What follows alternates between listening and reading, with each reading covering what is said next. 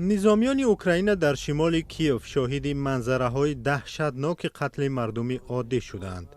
احتمال می‌رود آنها را سربازان روسیه کشتند.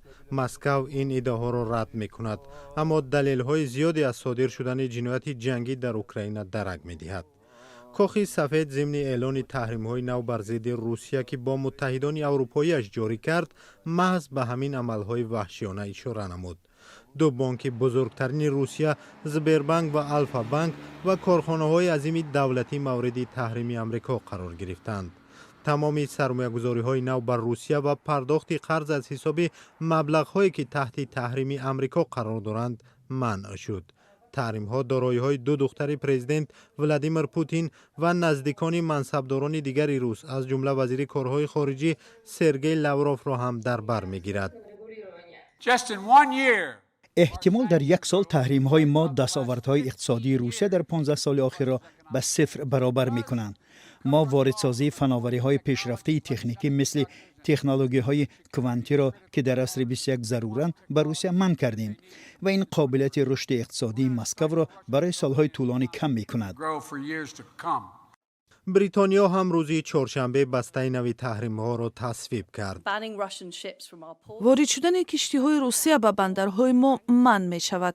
فشار بالای بانک ها زیاد و بخش های دیگری که خزینه جنگی پوتین را پر می کنند بیشتر می شود.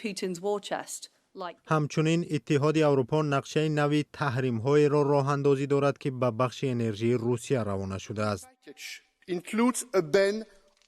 بسته نوی تحریم ها منع واردات انگشت را در بر می گیرد. به اندیشه من چاره های نو درباره نفت و گاز دیر یا زود ضرور می شوند.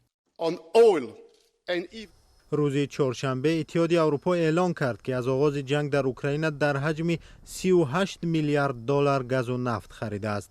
در این مدت به اوکراین 1 میلیارد دلار کمک نظامی رسانیده است. به اندیشه تحلیلگر لیانا فیکس، کوشش اروپا برای کمک به اوکراین کافی نیست. مسئله تنها این است که تحریمات تا کجا زود عملی می شود و تا چه حد به اوکراین در تقویت موقعش در مذاکرات و جنگ با مسکو کمک می کند. بسته تحریم های غرب بعد نشست وزیران خارجه کشورهای عضو ناتو در بریوسل جاری شد. در صورت ادامه تجاوز مدهش روسیه علیه اوکراین ما تصمیم داشتیم که 3 کار انجام میدهیم. یکم این دستگیری شریک اوکراینی بود که ما این کار را میکنیم. دوم باید فشار بر روسیه را بیشتر کنیم تا از کشور همپیمان خود دفاع و اتحادمان در ناتو را تقویت بخشیم. همین کار را هم میکنیم. تحلیلگر لیانا فیکس حدس میزند که احتمال ادامه عملهای وحشیانه نیروهای روسیه میتواند نقشه های کشورهای عضو ناتو را تغییر دهد. این منظره ها فلاکت گذشته اروپا را به یاد آدمان می آورد. همین طور این فشار بالای سیاستمداران را بیشتر می کند. در همین حال جمهوری چک با اوکراین تانک های زمانی شوروی T-72 را میفرستد. کیف امیدوار است که این امر دیگر کشورهای عضو ناتو را نیز به فرستادن سلاح‌های سنگین تشویق می‌کند.